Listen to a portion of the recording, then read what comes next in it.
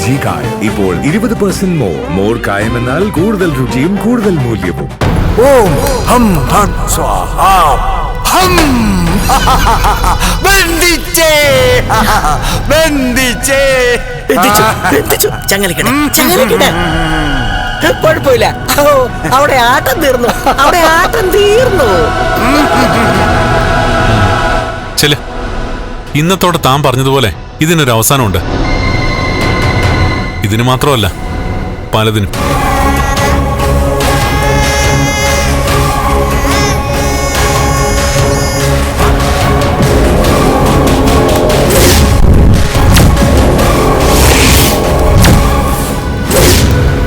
ഒഴിഞ്ഞു പോകാമോ? ഈ ഭൂമി വിട്ടു പോകാമെങ്കിൽ നിന്നെ ഞാൻ തളയ്ക്കത്തില്ല. ഇല്ലെങ്കിൽ ഏതെങ്കിലും ഒരാരിൽ വർഷങ്ങളോളം മുള്ളാണി കൊണ്ട് തന്നെ ഞാൻ തളയ്ക്കും. അതിനകത്ത് അവള് തന്നെയല്ലേ? പിന്നെ നീ അതിനകത്ത് കിടന്ന് ശ്വാസം മുട്ടും. ഒരുപാട് തവണ നീ മരിക്കും. ആത്മാവിന് മരണമില്ലാതെ നീ കരുതണ്ട. ഓം ജഡ ജഡ പ്രജട പ്രജട ഓം കാളി മഹാകാളി ഓം അമ്മേ മഹാകാളി ഭദ്രകാളി കരികാളി ഓം ജഡ പ്രജട പ്രജട ഓം മഹാകാളി കരികാളി ഓം ഭദ്രകാളി ഓം ഭട്സ്വാ ഓം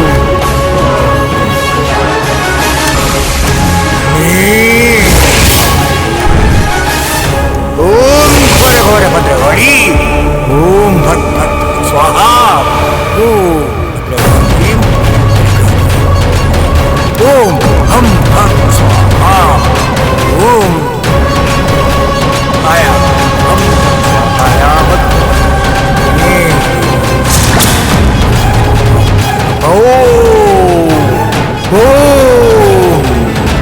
ओम जड़ जड़ प्रजड़ प्रजड़ ओम काली महाकाली ओम ओम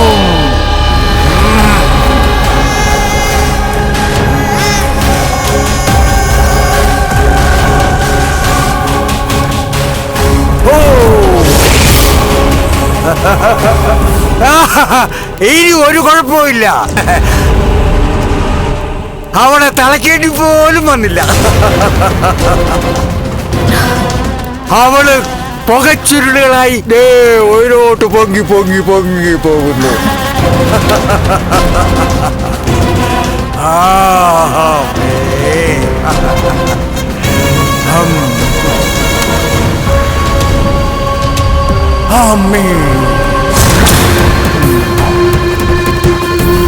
ओम घोर घोर भद्रकाली ओम भट भट स्वाहा ओम हम भट स्वाहा ओम भद्रकाली ओम भट स्वाहा ओम അയ്യോ കരുണേ, എന്താ കാളി ഭദ്രകാളി കരികാളി അമ്മേ ओम प्रजड़ प्रजड़ ओम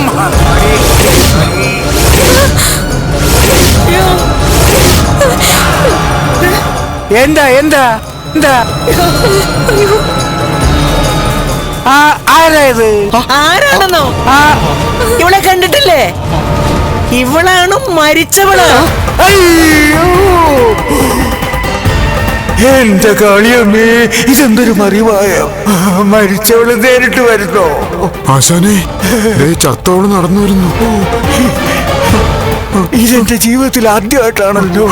എന്റെ കരികാളിയമ്മേ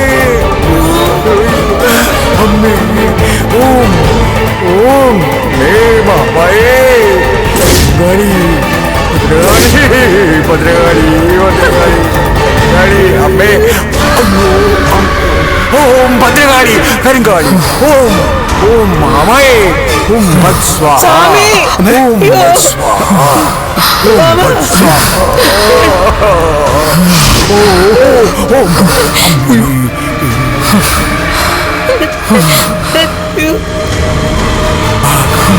ഓം കാളി മഹാകാളി ഭദ്രകാളി ഓം കാളി മഹാകാളി ഭദ്രകാളി ഓം കാളി ഭദ്രകാളി ഓം കാളി ഓം കാളി മഹാകാളി ഭദ്രകാളി കരിങ്കാളി.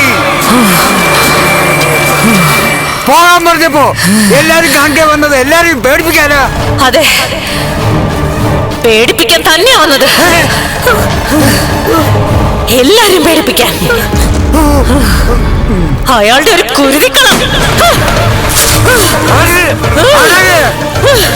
അങ്ങനെ ചെയ്യരുത്. അടക്കാനാ പറഞ്ഞത്. പറഞ്ഞത് നിർത്ത്. ഭദ്രകാളി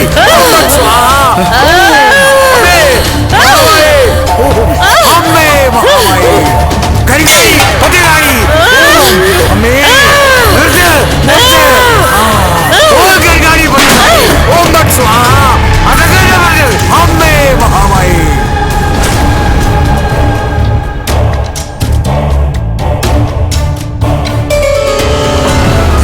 ചാണാത്തി പഠിപ്പിച്ച ചൂരില്ല ആടിച്ച് ഞാൻ പുറം പൊടിക്കും.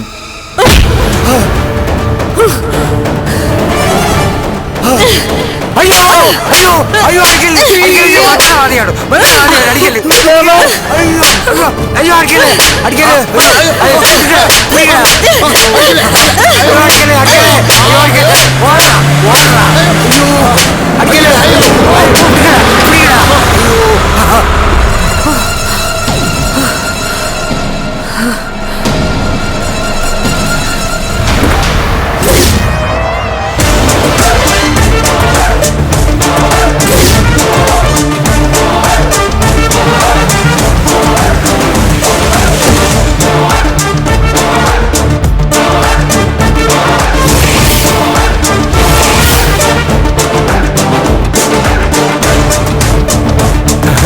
ഓടിക്കോടാ അയ്യോ അവിടെ നിൽക്കാൻ നീയൊക്കെ വാടാ, എല്ലാം കഴിഞ്ഞിട്ട് പോയാ മതി. അയ്യോ തല്ലരുത്, എന്നെ തല്ലരുത്.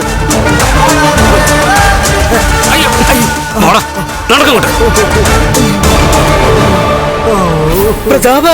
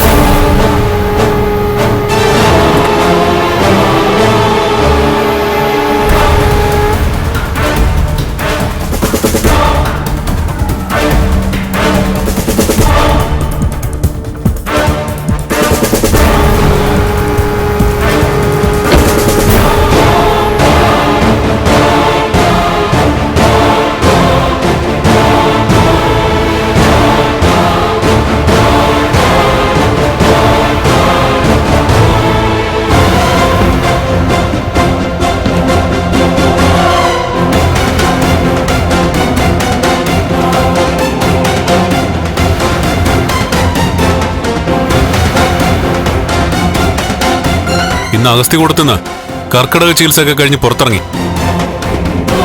അപ്പൊ എനിക്ക് തോന്നി മരിച്ച ആളെയും കൂടെ കൂട്ടണമെന്ന്. അങ്ങനെ നിങ്ങൾ ഇയാളെ കത്തിച്ചായിരുന്നല്ലോ ആ മേഘനോടൊപ്പം കൂടി. അവിടെ ചെന്ന് നേരെ എങ്ങി പിടിച്ചോണ്ട് വരികയായിരുന്നു.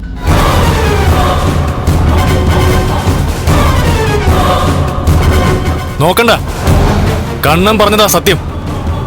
മഹിയെ കൊല്ലാൻ കൊട്ടേഷൻ കൊടുത്തില്ലേ, എന്നിട്ട് മഹിയുടെ ബോഡി കത്തിച്ചില്ലേ? അതൊക്കെ അതേപടി തന്നെ ഞങ്ങളുടെ മൊബൈലുണ്ട്.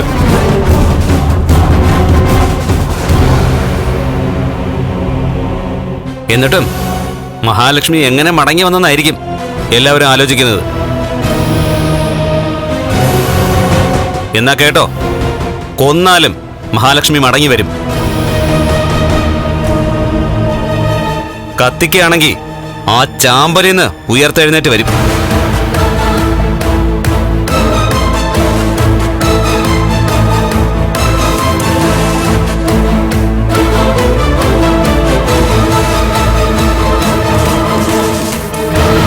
ഞാൻ എന്റെ അച്ഛനെ അധികം അച്ഛാന്ന് വിളിച്ചിട്ടില്ല. നിങ്ങളെ കൂടുതലും വിളിച്ചിട്ടുള്ളത്. അതുപോലെ തന്നെ മുത്തശ്ശിന്ന് വിളിച്ചത് നിങ്ങളുടെ അമ്മയാ.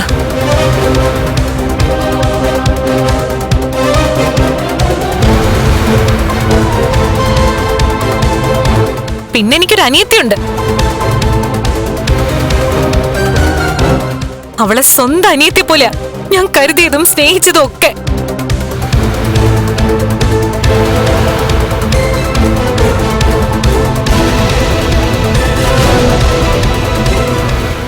അതുപോലെ തന്നെ കണ്ണിട്ട നിന്നെ സ്നേഹിച്ചത്. എന്നിട്ട് നീ സ്നേഹിക്കാത്തതിൽ ഞങ്ങൾക്ക് പരാതിയൊന്നുമില്ല. പക്ഷെ കൊല്ലാതിരുന്നൂടെ ഞങ്ങളെ?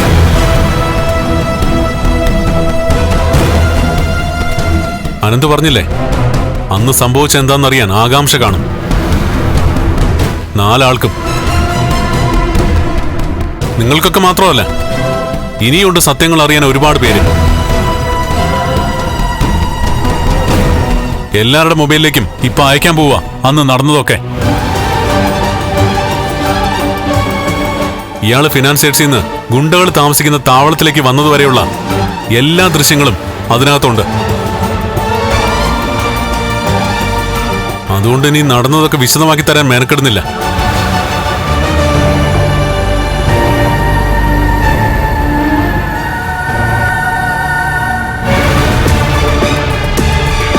ഇന്നലെ തിരുവോണത്തിന്റെ അന്നും അതിനു മുമ്പും എല്ലാവരും കണ്ടത് മരിച്ച മഹാലക്ഷ്മിയല്ല, മരിച്ചെന്ന് നിങ്ങളൊക്കെ വിശ്വസിക്കുന്ന ഈ നിൽക്കുന്ന മഹാലക്ഷ്മിയെ തന്നെയാ.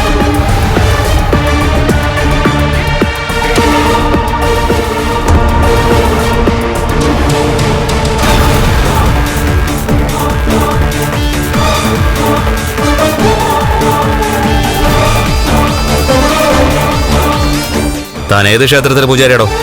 ആ കാട്ടിനകത്ത് ഒരു കരിങ്കാലി ക്ഷേത്രം ഉണ്ടല്ലോ, അവിടുത്തെയാ. തനിക്ക് എന്റെ മുഖം ഓർമ്മയുണ്ടോ? എവിടെയോ കണ്ടു മറന്നതുപോലെ. ഓഹോ, ഞാൻ ഇടയ്ക്ക് അവിടെയൊക്കെ വന്നിട്ടുണ്ട്. ഓഹോ, അവിടുത്തെ ദേവിക്ക് ശക്തിയൊക്കെ ഉണ്ടോ? ഉണ്ട്. അല്ലെങ്കിൽ തന്നെ ഒരു ദൈവങ്ങൾക്കും ശക്തിയില്ലെന്ന വിശ്വാസക്കാരനൊന്നും അല്ല ഞാൻ. പക്ഷേ തന്നെ പോലുള്ളവന്മാര് പൂജിച്ചു കഴിഞ്ഞാലേ ആ ദേവിക്ക് ശക്തിയില്ലാതാവും. അവിടുത്തെ ദൈവങ്ങളെ തൊഴുന്ന ഭക്തർക്ക് ഒരു ഫലവും കിട്ടില്ല. അതുകൊണ്ട് ഇന്നത്തോടെ നീ പണി നിർത്തിക്കോണം. മന്ത്രവാദം മാത്രമല്ല, അമ്പലത്തിലെ പൂജാരിയുടെ റോൾ അവസാനിപ്പിക്കണമെന്നാ പറഞ്ഞത്. എനിക്ക് ജീവിക്കണ്ടേ സാറേ? ഇങ്ങനെ നീ ജീവിക്കണ്ട. അയ്യോ, തട്ടിപ്പും വെട്ടിപ്പും ഇല്ലാതെ മേലനങ്ങി അധ്വാനിച്ച് ജീവിച്ചാ മതി. വേണോ സാറേ? ആ വേഷത്തിൽ വേണം തന്നെ ഇനി കാണാൻ. അല്ലെങ്കിൽ പൊതുനിരത്തിലിട്ടായിരിക്കും ഇനി തന്നെ ഇടിച്ച് പിഴിയാൻ പോകുന്നത്. കേട്ടോ? പിന്നെ പൂജയുടെ പൈസ. തന്റെ പൂജയുടെ പൈസ. അയ്യോ വേണ്ട, പൈസ വേണ്ട, പൈസ വേണ്ട സാറേ. ഓൻ. ഓഹോ, ഓടിച്ചോടാ, പോടാ, പോടാ. ഓടിച്ചോ.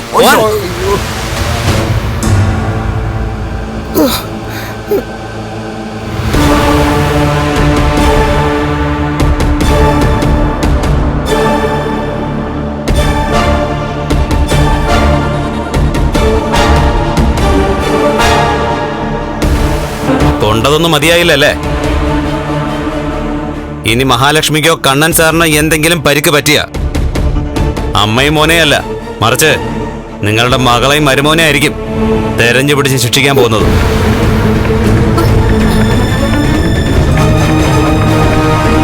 നീ അമ്മയാകാൻ പോകുന്ന പെൺകുട്ടിയാ. ആ ബോധം ഉള്ളതുകൊണ്ടാ നിന്നെ ഭയപ്പെടുത്താൻ ഇയാൾ നിന്റെ മുന്നിലേക്ക് വരാതിരുന്നത്. ഇപ്പോഴും നിന്നോട് ഉള്ളിന്റെ ഉള്ളിൽ സ്നേഹമുണ്ട് നിന്റെ ചേച്ചിക്ക്. പക്ഷേ അത് നിന്റെ അയലത്ത് കൂടി പോലും പോയിട്ടില്ല.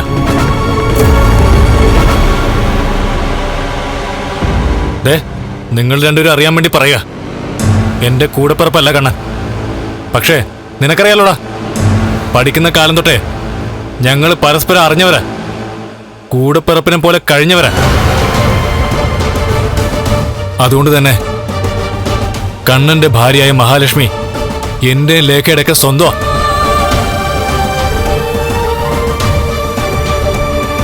ഞങ്ങളുടെക്ക് ഈ പരസ്പര സ്നേഹം എന്ന് പറയുന്നത് അവരുടെ സ്വത്തിനും പണത്തിനും വേണ്ടിയിട്ടല്ല.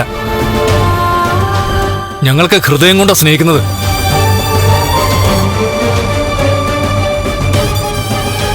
അങ്ങനെ സ്നേഹിക്കണമെന്ന് ഞാൻ നിങ്ങളോട് ആരോടും പറയുന്നില്ല.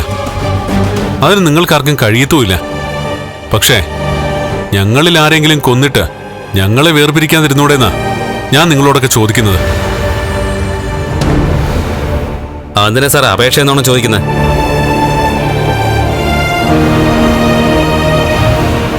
ഇനി വേർപിരിക്കാൻ ശ്രമിച്ച എന്ത് സംഭവിക്കുമെന്ന് ഞാൻ പറഞ്ഞല്ലോ.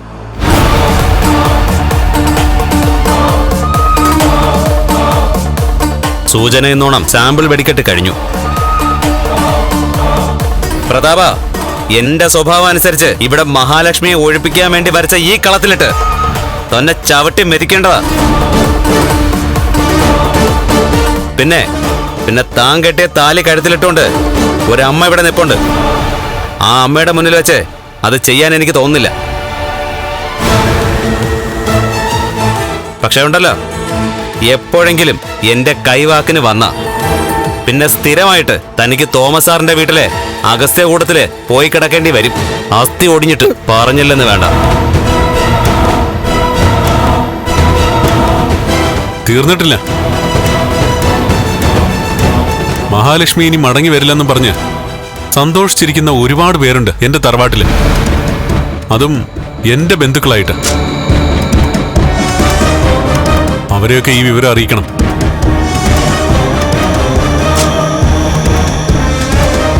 ഇവിടെ ഇപ്പൊ ഈ പൂജയും മന്ത്രമൊക്കെ കഴിഞ്ഞ് ഇയാൾ ഒഴിഞ്ഞു പോയി കാണുമെന്ന സന്തോഷത്തിലായിരിക്കും എല്ലാവരും.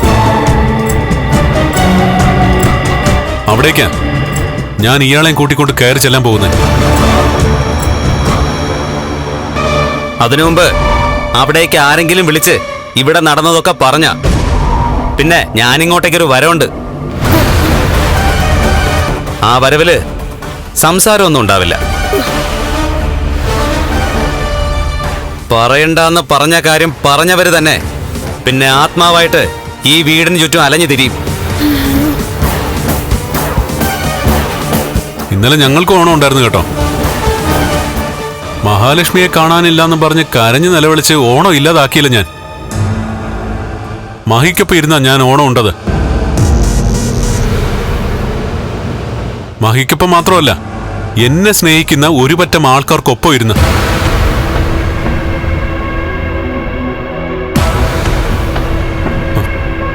അതിന് ഇയാളെ കൊന്നവരോടൊക്കെ എനിക്ക് നന്ദിയുണ്ട്. വേറൊന്നും കൊണ്ടല്ല. അല്ലെങ്കില് എന്റെ തറവാട്ടില് എനിക്ക് ഓണം ആഘോഷിക്കേണ്ടി വന്നേനെ. അവിടെ ഞങ്ങൾക്കൊപ്പം ഇരിക്കാൻ പാടില്ലാത്ത പലരുടെയും കൂടെ ഇരുന്ന് ഞങ്ങൾക്ക് സദ്യ കഴിക്കേണ്ടി വന്നേനെ. ആ ഓണസദ്യ പോലും വിശ്വസിക്കാൻ പറ്റില്ലായിരുന്നു കണ്ണ.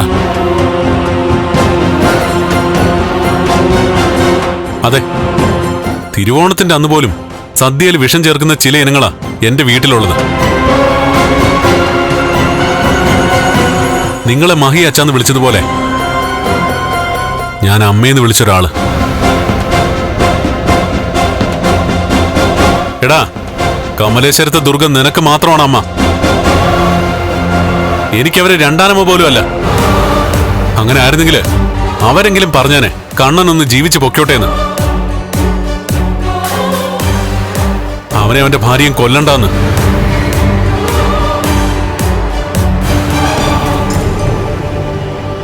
ഓ,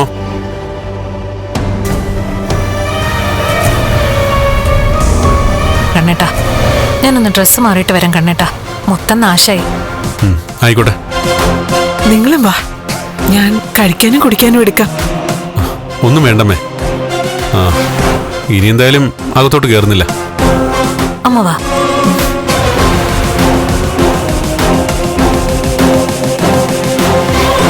പ്രതാപ, തന്റെ പ്രതാപമൊക്കെ ഏതാണ്ട് അവസാനിച്ചെന്ന് കരുതിക്കോ. ഇനി പോലീസിന്റെ നോട്ടപ്പുള്ളി അല്ല താൻ, മാർക്കോയുടെ നോട്ടപ്പുള്ളിയാ. അത് തനിക്ക് ദോഷം ചെയ്യും.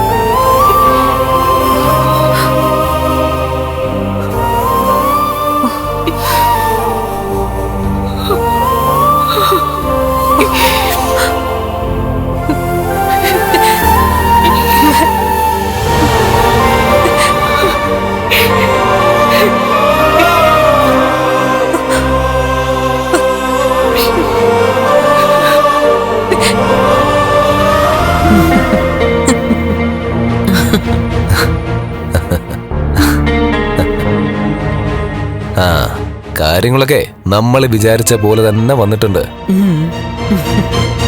ആ, അതിന്റെ ഇടയ്ക്ക് ദാ ഇവളുടെ സംസാരം പെരുമാറ്റമൊക്കെയാ എനിക്ക് ഇഷ്ടപ്പെടാത്തത്.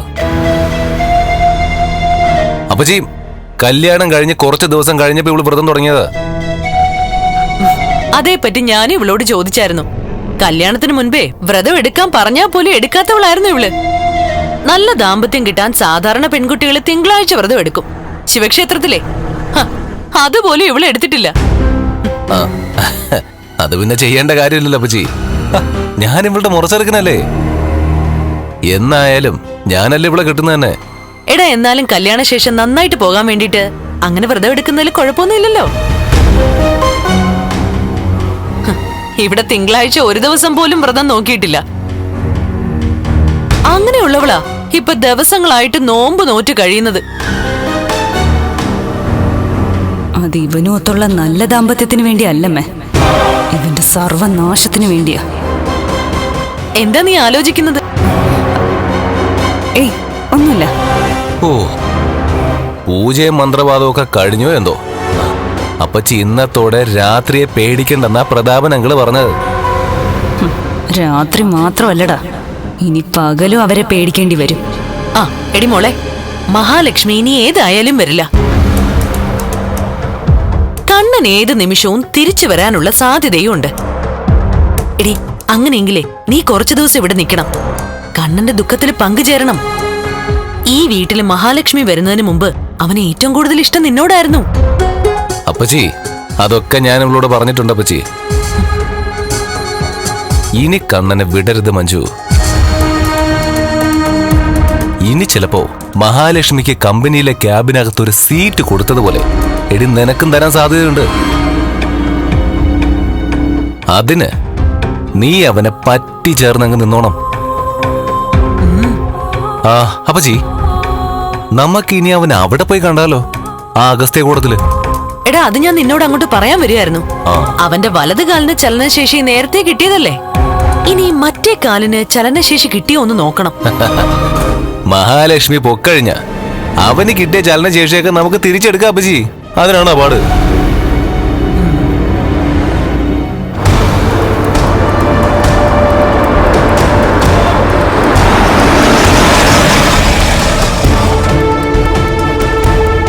ആ, ഇനി അങ്ങോട്ട് പോയി കണ്ണേട്ടനെ കാണണ്ട.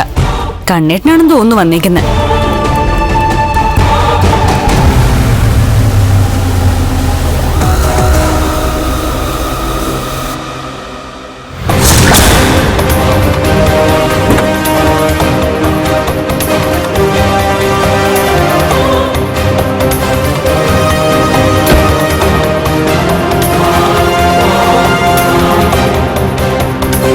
അവന്റെ ചങ്കറങ്ങി.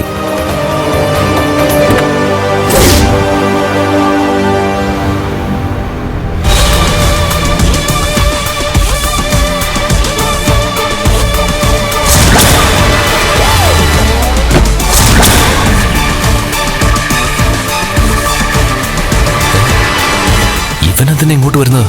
ഇനി തല്ലാനും മറ്റോ ആയിരിക്കുമോ?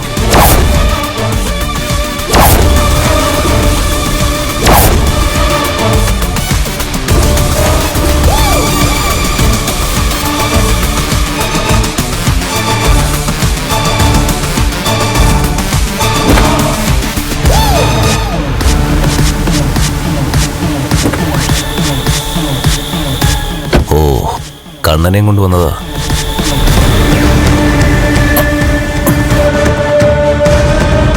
എടാ മോനെ, അവനായിട്ട് എന്തെങ്കിലും പറയുവാണേ നീ ഇടയാനൊന്നും നിൽക്കണ്ട. എനിക്കതിന്റെ ആവശ്യമില്ലല്ലോ. എടി മോളെ, നീ സങ്കടം കാണിച്ചോളണം കേട്ടോ. എന്റെ അമ്മ എങ്ങനെയായി പോയല്ലോ. ഇതിനു മുമ്പൊക്കെ അവളിനി വരില്ലെന്നും പറഞ്ഞ് നമ്മൾ ഇരിക്കുമ്പോ അവള് കാറിൽ നിന്നിറങ്ങി വരുമായിരുന്നു. ഇത്തവണ അതെന്തായാലും ഉണ്ടാവില്ല.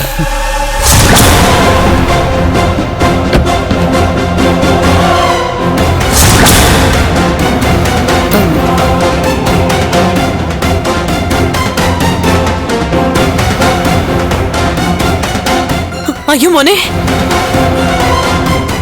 മോനെ കണ്ണ, ഞങ്ങൾ അങ്ങോട്ട് വരാനിരിക്കുകയായിരുന്നു. അതെ കണ്ണ, അപ്പച്ചയും മഞ്ജുവിനെയും കൂട്ടി ഞാൻ അങ്ങോട്ട് വരാൻ തുടങ്ങുമായിരുന്നു. അപ്പോഴാ നീ എത്തിയത്. എന്തിനാ വരുന്നത്? കണ്ണനെ കൂടി കൊല്ലാനാണോ? ആണോന്ന് ചോദിച്ചായിട്ടില്ലടാ, എന്താ മറുപടി പറയാത്തത്? അതെന്താ നീ അങ്ങനെ പറഞ്ഞത്? അല്ല, നീ ഏതാ? എന്നെ നന്നായിട്ട് മരുമോൻ അറിയാം. ഇതാണ് പറ്റി ആ മാർക്കോ. ഓ, അത് ഇവനായിരുന്നോ? കണ്ടിട്ടെന്താ, കേട്ടത്രയും ലുക്കില്ലേ? എടാ, ഇവനെയൊക്കെ എന്തിനാ മോനെ നീ കൂട്ടിക്കൊണ്ടുവന്നേ? എന്റെ വീടിനകത്തുള്ളവരെക്കാളും വിശ്വസിക്കാൻ കൊള്ളാവുന്ന തോന്നിയതുകൊണ്ട്.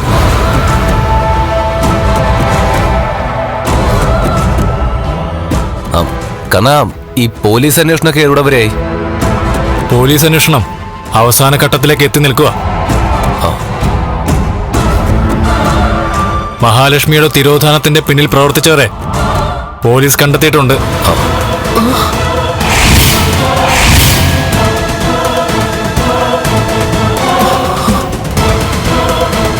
അത് പറഞ്ഞപ്പോ ഇവിടെ ചിലരുടെ മുഖക്കങ്ങ് മാറിയിട്ടുണ്ടല്ലോ കണ്ണാ.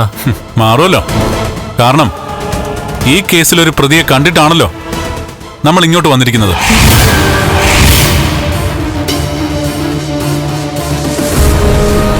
പ്രതാപനെ കണ്ടു, അതിനുശേഷം അടുത്ത പ്രതിയുടെ മുന്നിൽ വന്നിരിക്കുന്നത്.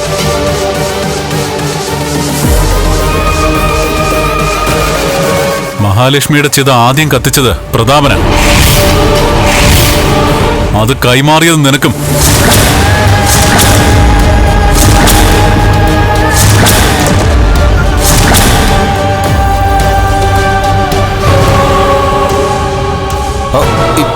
എനിക്കോ?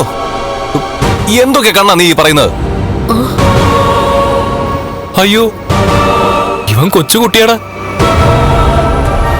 ഇവനെ ഒന്നും അറിഞ്ഞൂടാ. അറിയാത്ത പിള്ളയ്ക്ക് അറിയേണ്ടത് അറിയിച്ചു തരാം. വേറൊന്നും കൊണ്ടല്ല സാറേ, ചിലരൊക്കെ ചെയ്ത കാര്യങ്ങള് പെട്ടെന്നങ്ങ് മറന്നുപോകും. അങ്ങനെയായിരുന്നല്ലോ ആ പ്രതാപനും. അവസാനം നടന്ന കാര്യങ്ങളെല്ലാം അയാളെ കാണിച്ചപ്പോഴല്ലേ അയാൾക്കെല്ലാം ഓർമ്മ വന്നത്. അതുപോലെ തന്നെ നീ ഒന്ന് ഓർക്കുമൊന്ന് നോക്ക് മേഘ. ഇതാ കാണാം.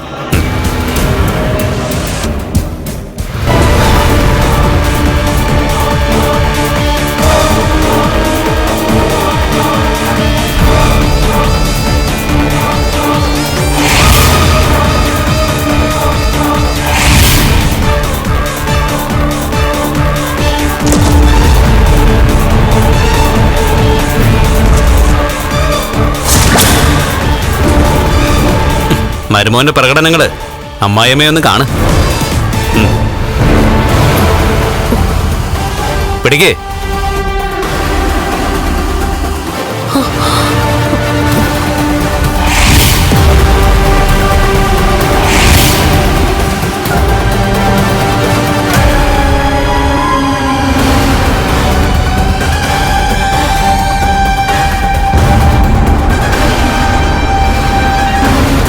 എന്താടാ, ആ ചിതയുടെ മുമ്പിൽ നിന്ന് പ്രതാപനൊപ്പം പൊട്ടിച്ചിരിക്കുന്നത് നീയല്ലേ? ഇതാരോ മനഃപൂർവ്വം ക്രിയേറ്റ് ചെയ്തതാ.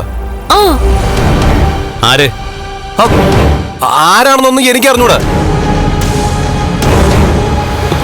ചേട്ടാ, ഇന്നത്തെ കാലത്ത് ഇതൊക്കെ ഉണ്ടാക്കാൻ വളരെ നിസ്സാരമാ.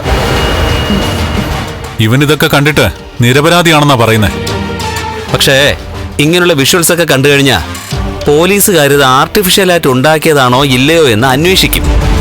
അത് കഴിഞ്ഞിട്ടാണ് അവരൊരു തീരുമാനത്തിലെത്തുന്നത്.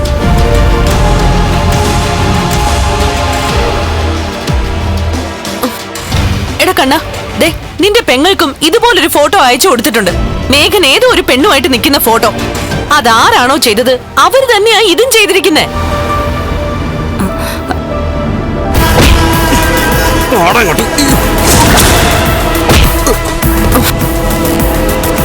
നിന്നെ ഞാൻ നോട്ടം ഇട്ടിട്ട് കുറച്ച് ദിവസമായടാ. ഈ നെഞ്ചിനകത്ത് നിറയെ വിഷമാണെന്ന് എനിക്കറിയാം. അങ്ങനെയുള്ള വിഷം നിന്നെ കൊണ്ട് തുപ്പിക്കേണ്ട സമയം കഴിഞ്ഞു. ഒരു തെറ്റും ചെയ്യാത്ത മഹാലക്ഷ്മിയെ ചിതയിൽ വെച്ച് കത്തിച്ചിട്ട് നീ നിരപരാധി ചമയുന്നുണ്ടടാ.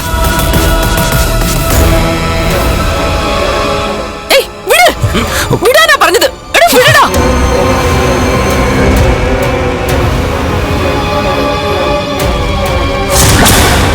ഞാൻ വിടാം. പക്ഷേ ഇവനും ഇവന്റെ അച്ഛനും ആ പ്രതാപനും കൂടി ഇനി എന്തൊക്കെ പ്ലാൻ ചെയ്താലും അതൊക്കെ മുൻകൂട്ടി അറിയാനും ആ പദ്ധതിയൊക്കെ തകർക്കാനും ഇവന്റെ എല്ലാം പിന്നാലെ ആൾക്കാരുണ്ടെന്ന് എല്ലാവരും ഓർത്തോ. മരിച്ച മഹാലക്ഷ്മി ഒരുപാട് ശല്യം ചെയ്തില്ലേ നിന്നെയൊക്കെ? ഇന്ന് ആ മഹാലക്ഷ്മിയെ ഒഴിപ്പിച്ചു വിടാൻ വേണ്ടിട്ട് പ്രതാപന്റെ വീട്ടില് പൂജയും മന്ത്രവാദവും ഒക്കെ അല്ലേ നടക്കുന്നേ?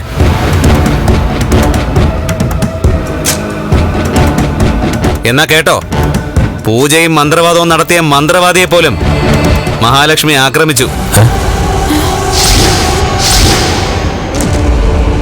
ഇപ്പോ ആ ആക്രമിച്ച പ്രേതത്തെയും കൂട്ടിയാ ഞങ്ങൾ വന്നിരിക്കുന്നത്.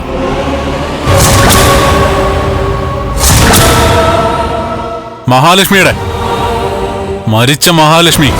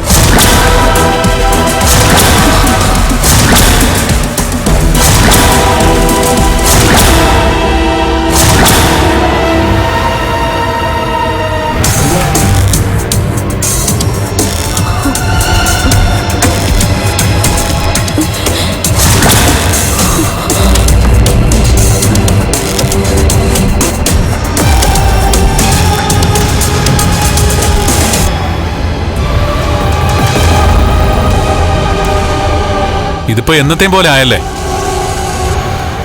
മഹാലക്ഷ്മി ഞാനൊക്കെ മരിച്ചെന്ന് പറഞ്ഞ് ആഘോഷം നടത്തുക, അതിനുശേഷം തിരിച്ചു വരിക.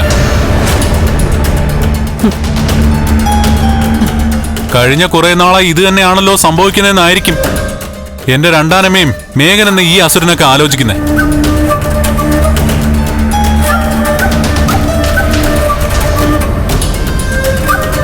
എടാ, ഞങ്ങൾ എന്തിനാടാ അങ്ങനെയൊക്കെ ആലോചിക്കുന്നേ? അയ്യോ, എന്തായാലും ഒന്നും സംഭവിച്ചില്ലല്ലോ. മഹാലക്ഷ്മി മടങ്ങി വന്നല്ലോ. ഇത് മഹാലക്ഷ്മി അല്ല, മഹാലക്ഷ്മിയുടെ പ്രേതമാ. ഇവനും നിങ്ങളൊക്കെ കണ്ട പ്രേതം.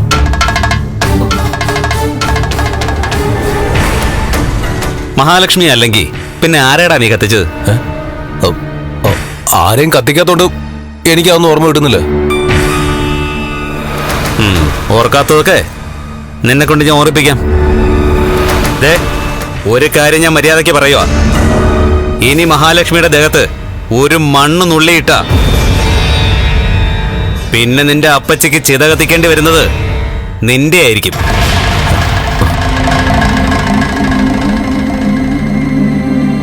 മഹാലക്ഷ്മി മടങ്ങി വന്നതില് കണ്ണന്റെ രണ്ടാനമ്മയ്ക്ക് വലിയ സന്തോഷമാണല്ലോ. ഉണ്ട്.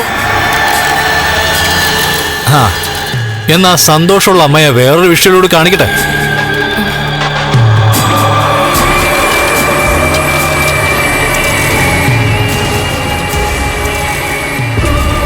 ദാ നോക്ക്.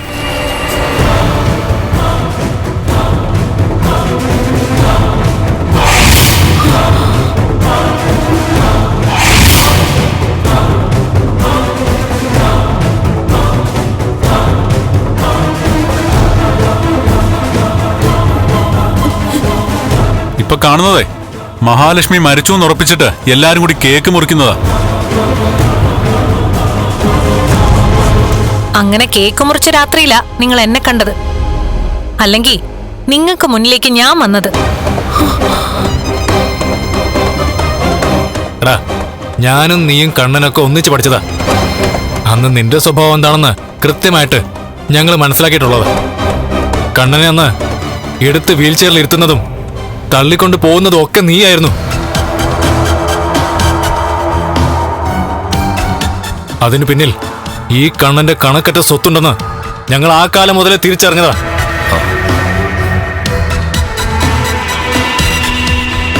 എടാ മെക്കാനിക്കൽ എഞ്ചിനീയറിംഗ് കഴിഞ്ഞവനാ നീ. നല്ല തണ്ടും തടിമെടുക്കൊക്കെ ഉണ്ടല്ലോ.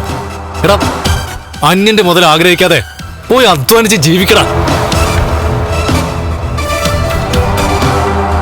നിന്നോട് ഞാൻ മുൻപ് പറഞ്ഞിട്ടുള്ളത് ദേ വീണ്ടും ഞാൻ പറയാ. നിനക്കുള്ള ശിക്ഷ ഞാൻ കരുതി വച്ചിട്ടുണ്ട്. അത് തരേണ്ട സമയത്ത് മുതലും പലിശയും സഹിതം ഞാൻ തന്നിരിക്കും.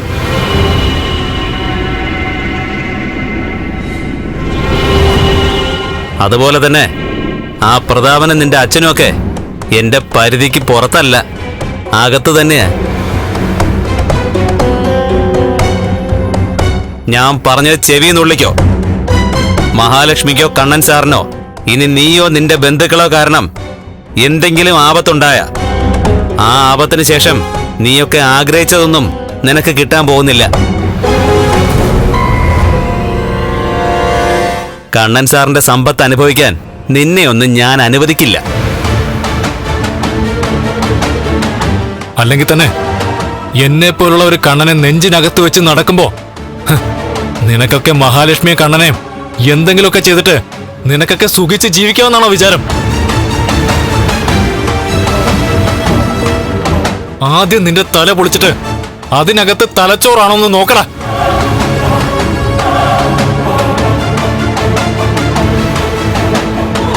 തലക്കകത്ത് ചെളി നിറച്ച് നടക്കുന്നവർക്ക് മാത്രമേ ഇങ്ങനെയൊക്കെ ചിന്തിക്കാൻ പറ്റൂ.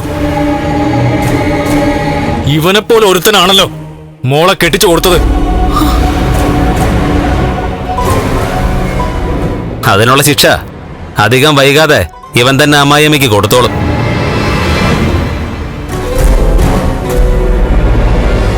അപ്പൊ സാറേ, മഹാലക്ഷ്മി, ഞങ്ങളുടെ പാട്ട് കഴിഞ്ഞു. ഇനി ഞങ്ങൾ പോട്ടെ. ശരി വിളിക്കടാ. ശരിയടാ. താമ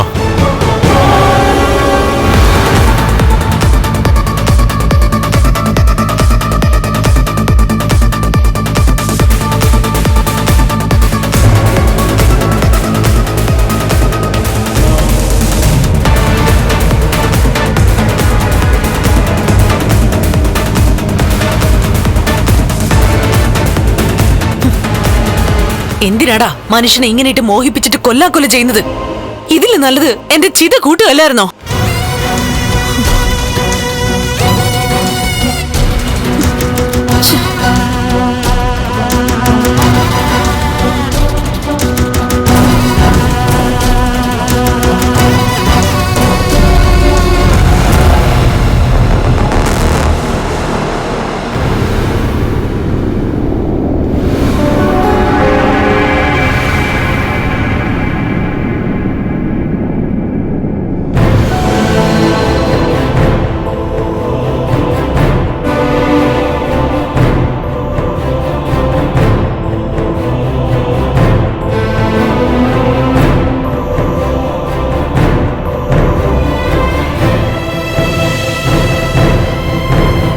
നിനക്കും എന്നോട് ഒരിത്തിരി സ്നേഹമില്ലേ മോളെ?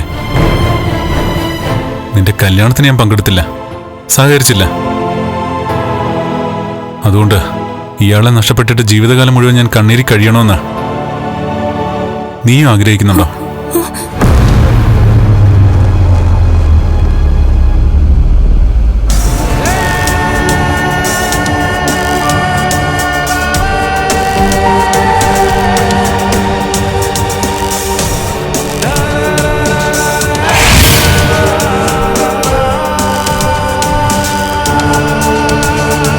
എന്നെ ഇപ്പൊ ചികിത്സിക്കുന്ന തോമസ് സാർ ഉൾപ്പെടെ പലരും ചോദിച്ചു. അതിലുപരി ഞാനും അമ്മയോട് ചോദിച്ചിട്ടുണ്ട്. പലപ്പോഴും എന്റെ അമ്മയേക്കാൾ കൂടുതൽ ഞാൻ അമ്മയെന്ന് വിളിച്ചത് എന്റെ രണ്ടാനമ്മയാ. ആ വിളിക്കുള്ള പരിഗണന പോലും എനിക്ക് അമ്മ തന്നിട്ടില്ല ഇതുവരെ. ഒന്നും വേണ്ട ഞങ്ങൾക്ക്. ഞങ്ങളെ കൊല്ലാതിരുന്നൂടെ?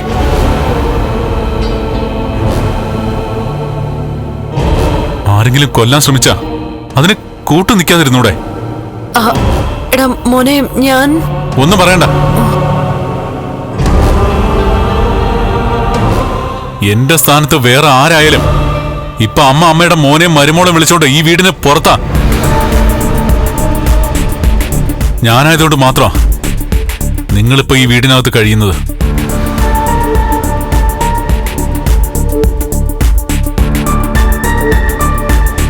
എന്തിനാടാ ഇങ്ങനെ ജീവിക്കുന്നേ? നീ ഞങ്ങളെയൊക്കെ കൊന്നിട്ട് എന്റെ സ്വത്ത് നേടിയെടുക്കുകയാണെങ്കിൽ അതെല്ലാം നിനക്കൊപ്പം ഉണ്ടാവുന്നാണോ നിന്റെ വിചാരം?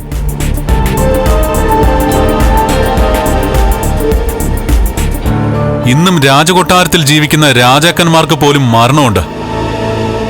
നാളെ അവരുടെ സ്ഥാനമാനങ്ങൾ മറ്റൊരാൾക്ക് കൊടുത്തിട്ട് പോകേണ്ടി വരും. അതുപോലെ നിനക്ക് ചിന്തിക്കാൻ പറ്റുന്നില്ലല്ലോ.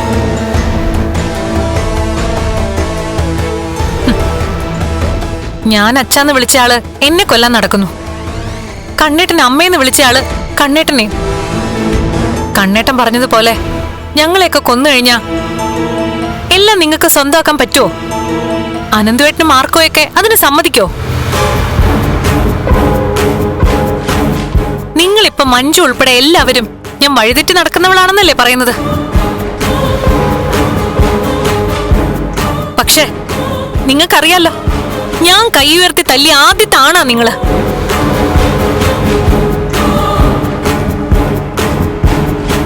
ഇപ്പൊ ക്യാമറയുടെ സപ്പോർട്ട് ഉള്ളതുകൊണ്ട് പലതും അതിൽ തെളിയുന്നുണ്ട്.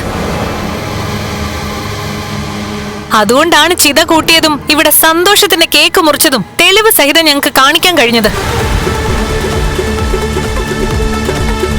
എന്നാൽ അന്നത്തെ ആ സംഭവം നടക്കുമ്പോ അത് ഏതെങ്കിലും ക്യാമറയിൽ പതിഞ്ഞിട്ടുണ്ടോന്ന് എനിക്കറിയില്ല. അങ്ങനെ പതിഞ്ഞിരുന്നെങ്കിൽ കല്യാണത്തിന് മുൻപ് തന്നെ തന്റെ കള്ളത്തരം പൊളിച്ചെടുക്കാൻ പറ്റിയേനെ.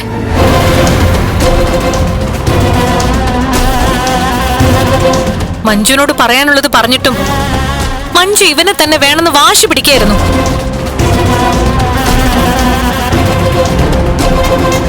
അത് മഞ്ജുവിന് നിങ്ങളോടുള്ള ഇഷ്ടം കൊണ്ടാ. അങ്ങനെ നിന്നെ ഇഷ്ടപ്പെടുന്ന സ്നേഹിക്കുന്ന മഞ്ജുവിനോടെങ്കിലും നീ നീതി പുലർത്തണം. ഭാര്യയാക്കുന്നതിന് മുന്നേ മഞ്ജു നിന്റെ മുറപ്പെണ്ണായിരുന്നു. ഓർമ്മ വെച്ച നാളു മുതലേ നിങ്ങളെ മാത്രം സ്നേഹിച്ചത്. അതിന്റെ ഒരു നന്ദി നിങ്ങൾ ഇവളോടെങ്കിലും കാണിക്കണം.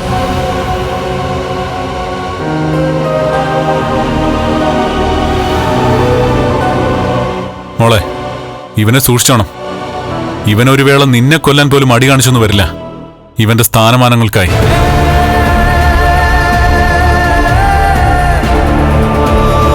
LG കായം ഇപ്പോൾ 20% മോർ കായം എന്നാൽ കൂടുതൽ രുചിയും കൂടുതൽ മൂല്യവും.